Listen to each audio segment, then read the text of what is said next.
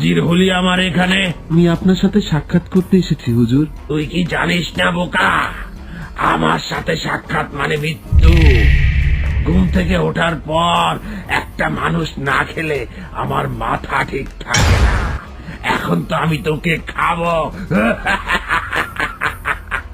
অবশ্যই খাবেন হুজুর, কিন্তু তার আগে আপনার সাথে আমার একটু আলাপ আছে। আমার সাথে আবার কিসের আলাপ? আমি কারো সাথে আলাপ করি না। আমি মানুষ খাই আর ঘুমাই।